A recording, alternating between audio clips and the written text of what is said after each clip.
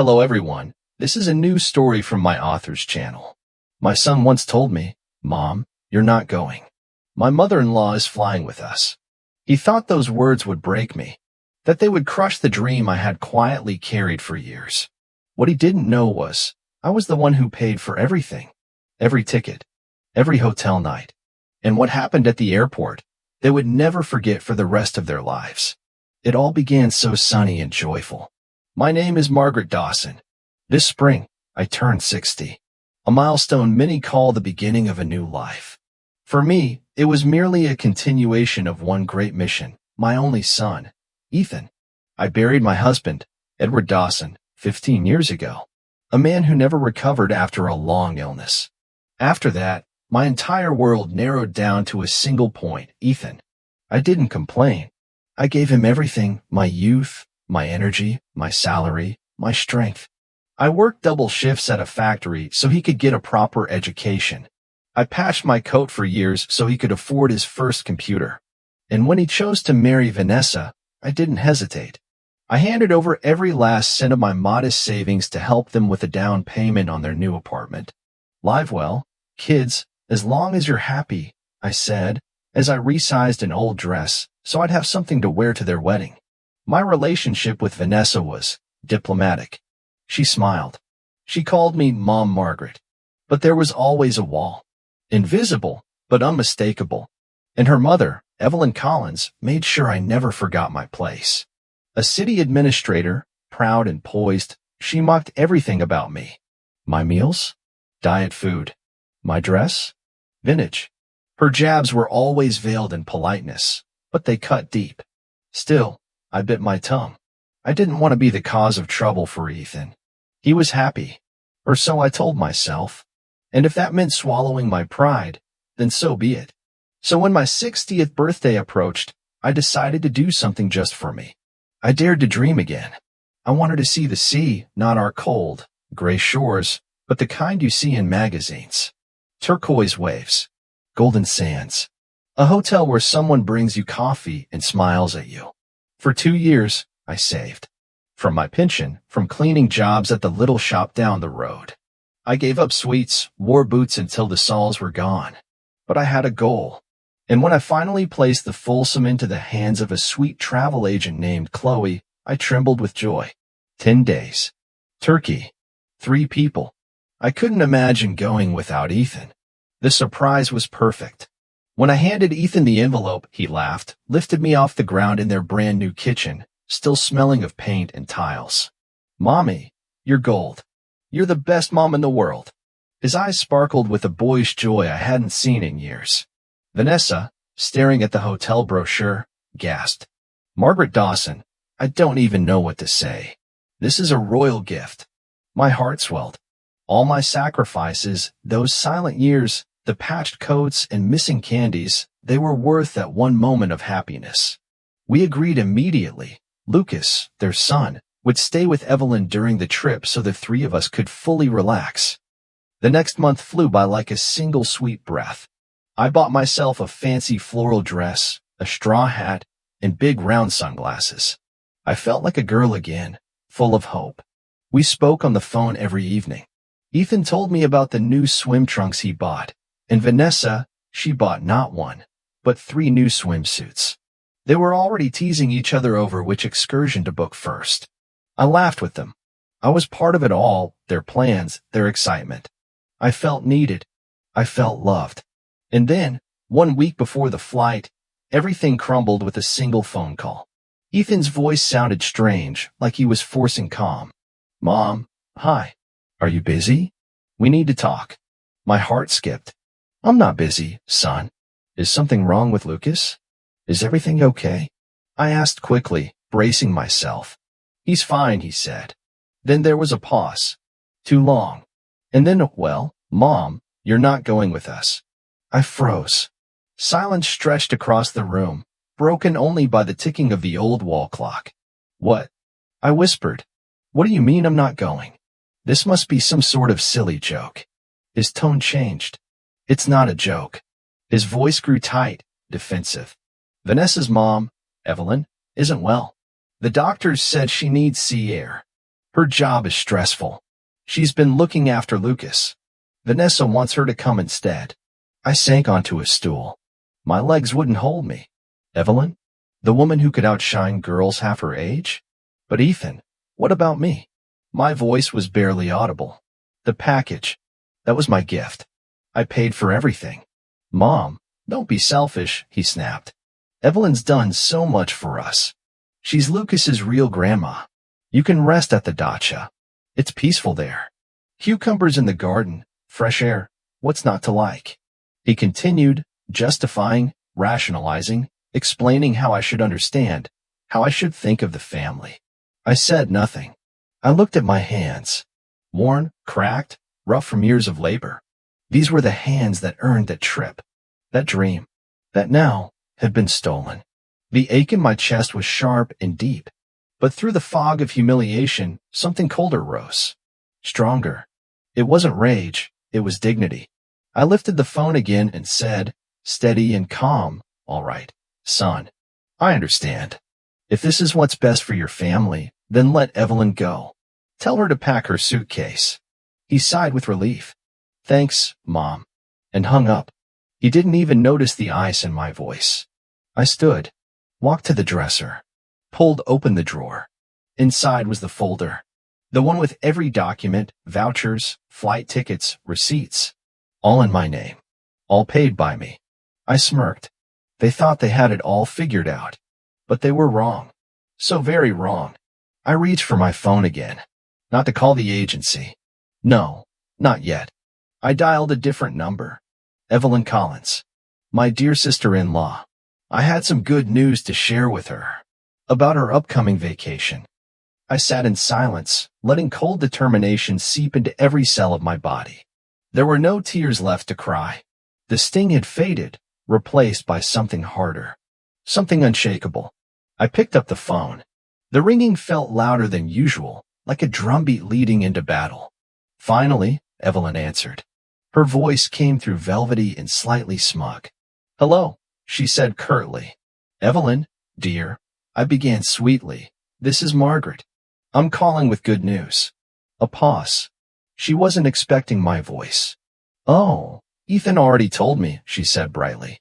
It turned out awkward, of course, but you understand, health reasons. The doctors insisted. The triumph in her voice was unmistakable. Oh, Evelyn, what a peculiar situation, I continued, syrup in my tone. I'm just happy you'll get a chance to restore your precious health. The sea, the sun, they're the best medicine. That's why I'm calling. To tell you how happy I am. Truly. Don't worry, I'm not upset. The main thing is family. I surprised myself with how naturally the performance flowed. Evelyn completely let her guard down. Well, good girl, Margaret. I've always said you were understanding. Vanessa was so worried. I told her, Margaret is a simple woman. She'll understand everything. Simple. That word hit like a slap. Simple, meaning forgettable, disposable. But I didn't flinch. Of course, understanding, I chimed. And since we're practically family now, why don't I drive you to the airport? I can help with your suitcase. Wave you off. Evelyn was delighted. Oh, that would be nice of you, Margaret. We'll be leaving at 6. Ethan will pick me up. You can come by the house and we'll go together. Perfect, I said cheerfully. I'll be there bright and early. Have a wonderful rest for me. I hung up and stared into the silence. A simple woman. Well, this simple woman was about to show them exactly what that meant. My next call was to Chloe. Chloe, it's Margaret Dawson, I said when she picked up. We arranged a trip to Turkey for 3. Yes, of course, Margaret. Is something wrong? Just a small change, I replied. My son and daughter-in-law can't fly anymore. Urgent work matters. But I've paid for the whole package. I don't want it to go to waste. I'd like to change the names on 2 of the tickets. Chloe paused. So you're still going, right? Yes. I'll be flying. But not alone. Instead of Ethan and Vanessa, I want to add Evelyn, Vanessa's mother. Another pause while Chloe typed. Actually, it's simpler than that.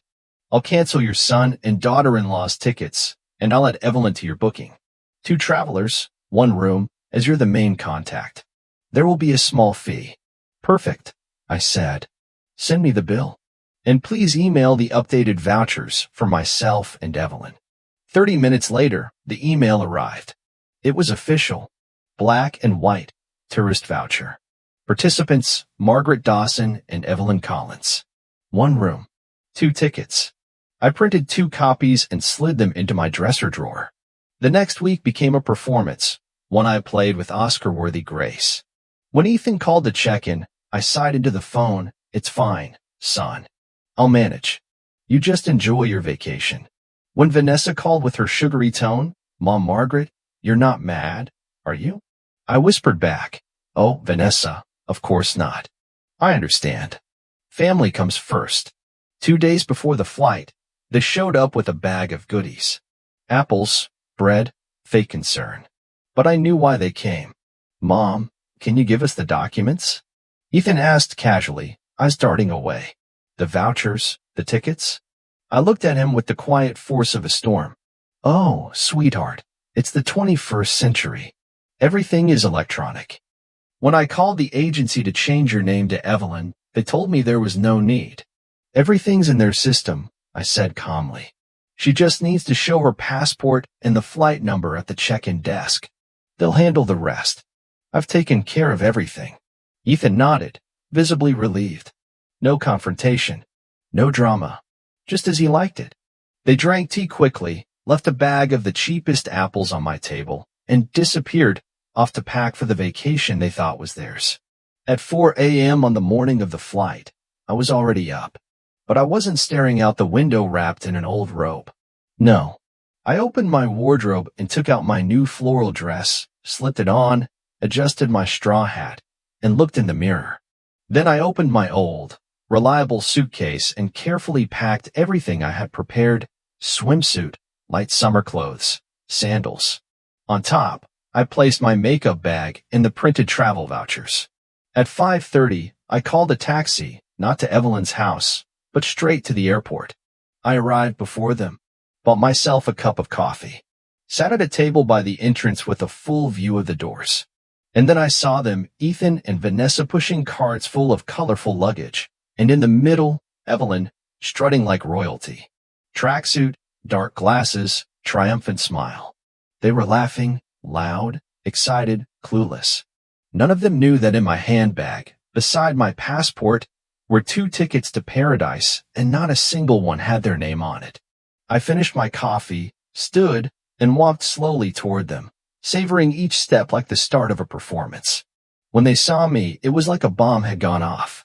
They froze. The noise of the airport faded around us. Evelyn was the first to react. She ripped off her glasses. Fear flickered in her eyes, but she quickly replaced it with annoyance. Margaret, what are you doing here? She snapped, cold and sharp, no longer hiding behind false pleasantries. I told you we could manage. Ethan and Vanessa stared at me, stunned. Mom, why are you here? To see us off? We agreed. Ethan began, but I didn't let him finish. I stepped closer, smiling as wide and warm as I could. See you off? Of course I came to see you off. I promised, remember? But I'm not just here to wave goodbye. I'm here to fly. With you. With Evelyn, actually. I turned to Evelyn and gave her a wink. A silence fell so heavy, even the airport announcements felt distant. In what sense? Fly together? Vanessa asked, her voice cracking. In the very direct sense, my dear, I said, pulling the printed tickets and vouchers from my bag. Here, take a look. Evelyn and I have a lovely trip booked. Hotel confirmed. Sea view room. 2 tickets, 1 room. I figured, since we're now in-laws, we could have some real bonding time. Cocktails at sunset. Chatting about our wonderful children. I handed the papers to Ethan, whose hands trembled as he read them. His face went pale, then red. What is this? He hissed. Why is it just you and Evelyn? Where are Vanessa and I? Mom, what did you do? I blinked, feigning surprise. Ethan, I did exactly what you asked. You said I wasn't going. You said Evelyn needed the vacation. So I changed the names. I canceled your and Vanessa's spots. There was 1 place left, and I took it. After all, it's my anniversary gift. I figured I had earned the right. Evelyn, who had stood frozen this whole time, finally found her voice. How can it be for two? One room? Margaret, are you out of your mind? I'm not going to share a room with you. She didn't say the rest, but I knew what she meant. A woman like me? A simpleton? Below her. I smiled. Well, you'll have to, Evelyn, I said sweetly. Or you can refuse the trip, but no one's giving you a refund. Either way, I'm flying. My ticket's paid. Her jaw clenched, but she said nothing. Vanessa clung to Ethan's arm, her voice shrill with panic. Ethan, do something. Tell her. I want to go to the sea too. We were supposed to go. Ethan turned to me, his face dark, his voice full of betrayal. Did you do this on purpose? Is this revenge? How could you, Mom? I'm your only son. I looked at him, steady. Yes, Ethan. My only son. The son I gave everything to. The one who thought he could take his mother's dream and hand it to someone else. The son who thought a few cucumbers and dacha air were enough to replace the sea I saved for. You made your choice, Ethan. You chose your family. So this, I said, nodding toward Evelyn, this is my family. For the next 10 days. The airport announcer called our flight. I picked up my suitcase and turned to Evelyn. Well, are we going? Or will you stay here with your family? Evelyn hesitated. Her eyes darted between her sobbing daughter and furious son. She looked at me calm, firm, holding the only way to the beach she craved. In greed, that old whisper in her heart, won over guilt. With a resigned sigh, she reached for her largest suitcase and slowly followed me to the check-in counter. Mom, where are you going? Vanessa cried behind her. But Evelyn never looked back. The last thing I saw was Ethan's face. Not angry anymore. Just stunned. Confused. And maybe, for the first time, aware of what he had done. We passed through security. Checked in our bags. Walked to passport control. I didn't turn around. I didn't need to. On the plane, Evelyn sat beside me, stiff as a board, turned away, silent. But me? I felt weightless. As the plane lifted off, I left it all behind, Ethan, Vanessa, the pain, the humiliation. And something else lifted with me. My dignity.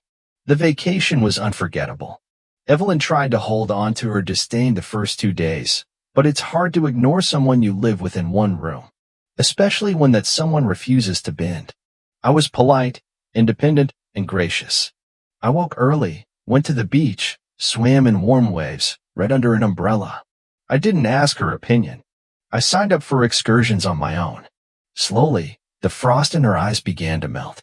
She saw something she hadn't expected, not a meek woman, but someone who knew how to live, how to enjoy. On the third day, she asked, almost shyly, mind if I join you at the beach? I shrugged. Of course not. We started with small talk, the weather, the food, the children. I didn't lecture her. I simply told her about my life. Raising Ethan alone. The factory. The years of saving for this one trip. One evening, on the balcony of our shared room, glasses of wine in hand, she looked at me and said, Margaret, forgive me. I was wrong. Her voice was small. Vanessa and Ethan, what they did was awful. You're a strong woman. If I were you, I wouldn't have handled it half as well. That was her apology. Late. Imperfect. But sincere. I accepted it. Did we become best friends? No. But we found respect. Understanding. For the rest of the trip, we acted like grown women who could sit at the same table and share space. We dined together. Laughed at silly entertainers. Bought souvenirs for each other. It wasn't magic. It wasn't reconciliation. But it was peace. The call started on the second day. At first, Ethan's voice was angry, filled with threats and frustration. I didn't answer. Then came the messages from Vanessa, short, pleading, desperate. I didn't open them. I didn't need to. I knew what they would say. On the fifth day, Ethan sent a long message, heavier than all the others. He wrote that only when they stood in the airport alone did he finally understand the weight of what they had done. He admitted he had been blind, that he had let himself be manipulated, that he was sorry, truly sorry. I read it, and I didn't reply, not because I was cruel, but because I wanted him to sit in the silence, to think, to grow. When Evelyn and I returned, no one met us at the airport. And I was glad. I took a taxi home, unpacked my suitcase, full of seashells, sun-soaked clothes, and quiet joy. And for the first time in years, I didn't feel like someone's forgotten mother. I felt like a whole person. Like Margaret Dawson. 2 days later, the doorbell rang. It was Ethan. Alone. No Vanessa. He stood there with a bouquet of daisies, my favorite. He looked like a scolded child, eyes lowered, guilt radiating from every inch of his posture. He spoke quietly, but for a long time. He told me he had fought with Vanessa, that he had finally stood up to her, for the first time in his life, that he had reminded her who I was, that I was sacred. I listened. Then I said, I forgive you, son. But remember this, loving your wife is right. Betraying your mother is a wound to the soul. I love you. But from now on, I will also love myself.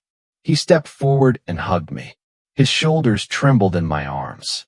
And for the first time in years, I felt something shift. My son had grown up. Our relationship changed after that. Ethan called more often, not out of duty, but out of care. He asked about my health, my day, my smile. A week later, Vanessa came too. Her voice was stiff, her eyes lowered, but she apologized. And even though I could tell it hurt her to say the words, I accepted them. The wall between us didn't crumble, but a door appeared.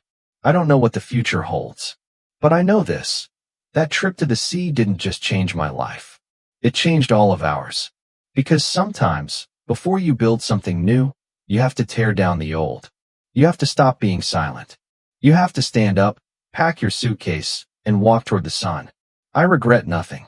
Thank you for listening to my story until the end. It wasn't easy to tell, but if it touched your heart even a little, then it was worth it. If you enjoyed it, please like this video, subscribe to the channel, and tell me in the comments, what would you have done in my place? Thank you truly.